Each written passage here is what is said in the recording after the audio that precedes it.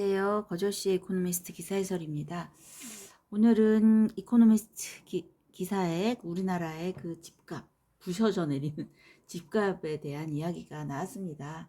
뭐 굳이 거기 안 나와도 우리가 체감하고 있는 내용인데요. 아주 짧은 내용이라 같이 한번 읽어보시죠. South Korea's housing crunch offers a warning for other countries. 한국의 그 하우싱 크런치가 아주 부동산 시장의 아주 침체가 다른 나라들한테 어떤 경고가 되고 있다라고 얘기를 하고 있습니다. 그 다음에 우리나라의 그 비주얼 렌탈 시스템, 아주 이상한 그 임대 시스템, 전세를 말하는 거죠. 그 전세 시스템이 is not helping, 전혀 도움이 되고 있지 않다라는 이야기입니다. 자, 이 기사는 여는 어디인가요? 이거 재개발하는 데인가요? 어딘가요? 자, 이 기사는 2월 9일자 이코노미스트 기사입니다. 어떤 잠실에 집을 산 그 33살짜리 남자가 이렇게 말했어요. Buying the housing in 2021. 2021년도에 buying the house, 집을 산 것이 the biggest regret of my life. 내 인생 최대의 아주 실수다. 최대 후회되는 점이다. 근데 이 사람 정말 개인적으로 정말 대단합니다. 어떻게 잠실에 집을 살 능력이, 와, 대단합니다. 아무튼 간에 그래서 이 사람이 Mr. Kim does not know, 지금 모르겠는 거예요. How he will repay the mortgage. 어떻게 그 대출을, mortgage를 갚아야 되는지 아주 모르겠다 이겁니다. 그런데 이런 걱정을 하는 사람이 이 사람 미스터 킴만은 아닌 거죠. Across the rich world, 그 아주 그냥 부유국, 그 선진국, 그 부유국에서의 그 property market이 아주 precarious합니다. 상당히 precarious, 아주 그냥 불안정해 보이는 거죠. 그래, 다른 어떤 부유국에서의 그 부동산 시장도, 자산 시장도 되게 불안정해 보이기는 하는데, 그럼에도 불구하고 few are in as bad shape as South Korea. 한국만큼 그렇게 bad한 양상을 보이는 나라는 없다라고 합니다. 우리나라 정말 심각한가 봅니다. 그래서 집값이 마구마구 하락하기 시작해서요. 그게 이제 그 기록을 2003년부터 하기 시작했는데, 오피셜 피규어를 그때부터 공식 기록을 하기로 했는데 prices are down by 24% since their peak in October 2021. 2021년 그 옥토버 10월에 그 부동산 가격의 정점을 기록한 후에 이제 프라이스가 24%나 하락이 되었다라고 합니다. 그런데 South Korea's market offers a glimpse of what may lie ahead elsewhere. 대한민국 그 한국의 그 시장을 보면은요, 뭐를 알 수가 있냐면 다른 나라가 앞으로 어떻게 될까, 이것을 슬쩍 알 수 있다라고 합니다. 한국 같은 경우에 뱅크 오브 코리아, 한국은행이 그 이자율을 2021년에 8월에 미리 올렸습니다. 그런데 이것은 미연준, Federal Reserve, 미국의 미연준보다도 7 months, 7개월 먼저 금리를 올렸던 거고요. European Central Bank, 유럽의 중앙은행보다도 1년 먼저 금리를 올린 그런 조치였습니다. 그럼에도 불구하고 부동산 가격이 잡히지 않았죠. 그래서 지금의 금리는 3.5%, 3.5%고요. 14-year high, 14년 만에 최고치를 기록하고 있다라고 합니다. 도대체 집값이 안 잡힌 이유가 뭘까요? 여러 가지 이유가 있을 것 같은데, 한국에 사는 사람의 입장으로서 언론? 언론이 많은 역할을 한 것 같아요. 사람의 아주 불안감을 엄청 조장을 했다라는 생각이 들거든요, 저는요. 하여튼 그 2021년도를 보면은 그 아주 우리나라 사람들의 불안과 탐욕의 아주 절정치를 이뤘던 그런 해였던 것 같습니다. 그래서 한국의 경제가 broader, 아주 그냥 feeling the pinch, 아주 그냥 쪼들리고 있어요. 아주 쪼들쪼들합니다.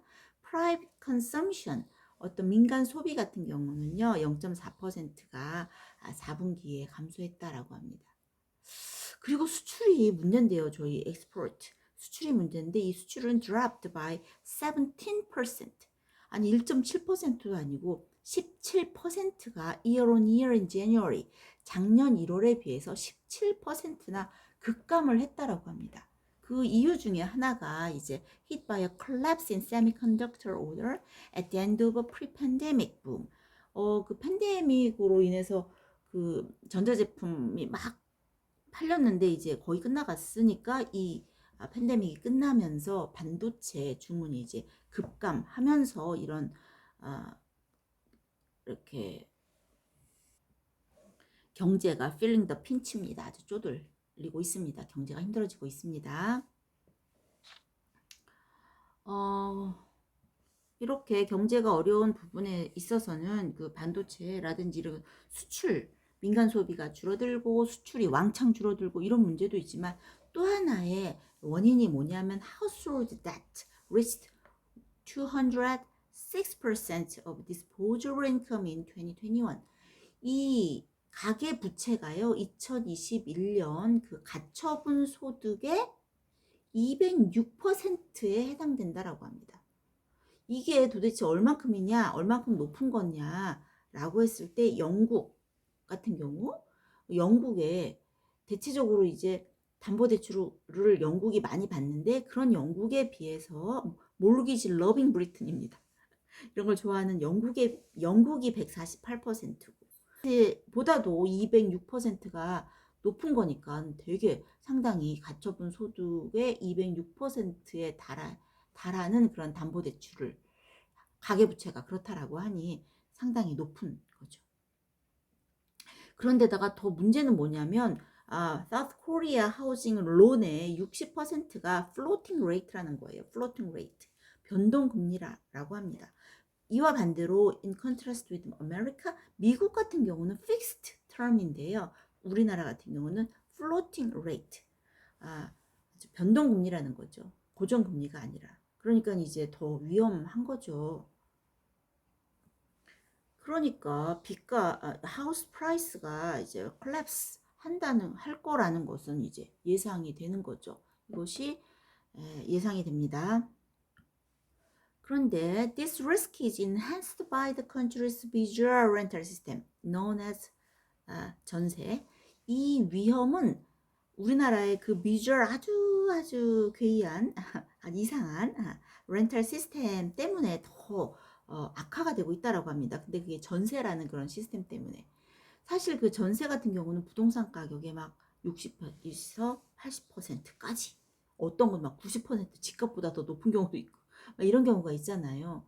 그런 걸 다음에 이제 2년 후에 반환받는 그런 시스템인데 그 전세라는 그 제도가 우리나라에만 거의 있는 그런 제도라는 생각이 드는데 이런 그런 전세 시스템은 왜 생겼느냐? 옛날에 is a relic of South Korea's rapid industrialization when the mortgages were harder to attain. 그 당시에 아주 그 담보대출이 되게 어려웠던 그런 옛날에 우리 그 어려웠던 그 한국의 어떤 산업화 시대의 어떤 relic 유물이라고 할 수 있는 거죠. 하여튼 그런 그 전세 시스템 때문에 더 이 위험이 악화되고 있다라고 합니다. 그래서 in a downturn 이런 침체기에는 당연히 막 급매를 해버리죠. fire sale 합니다. 막 마구 팔으려고 막 할 수밖에 없어요. 그렇지 않고는 이자를 감당이 못하니까요. 그래서 뭐 빌라 킹스라는 그런 것도 막 지금 나오고 그런 이야기가 막 확산이 되고 있다라는 이제 기사에 나왔습니다. 아니 우리나라 빌라킹이 이코노미스트 기사에도 나오다니 진짜.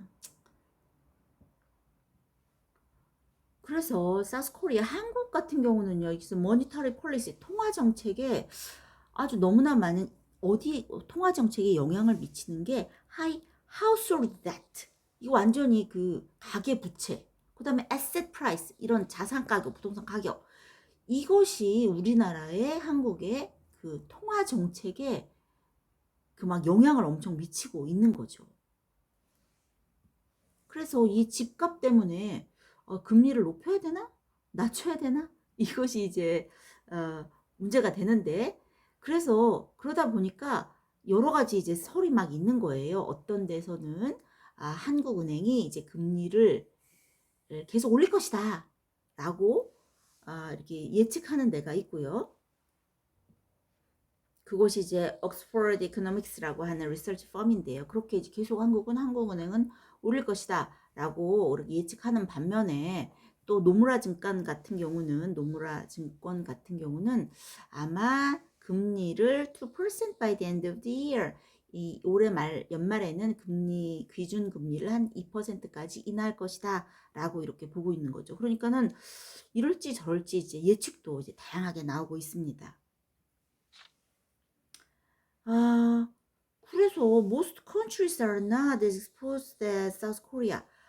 대부분의 나라가 한국만큼 그렇게 위험이 노출되어 있지 않다라고 합니다. 진짜 우리나라 어떡하다 이게 탑이 됐나? 그렇지만 뭐 오스트레일리아나 캐나다나 네덜란드나 노르웨이나 스웨덴 같은 경우는 그런 나라들도 이제 부동산 같은 경우 높은 가계 부채, 그 가계 부채와 이제 부동산 가격에 이제 거품이 많다라는 부분에서는 비슷한 문제점을 안고 있다라고 합니다. 그래서 이 모든 나라가 they are in for a rocky ride, 아주 위험한 상황에 있다. 아주 그냥 그런 아주 이야기입니다. 별로 좋은 얘기는 아니죠? 자, 저와 함께 또 공부하시느라고 고생하셨습니다.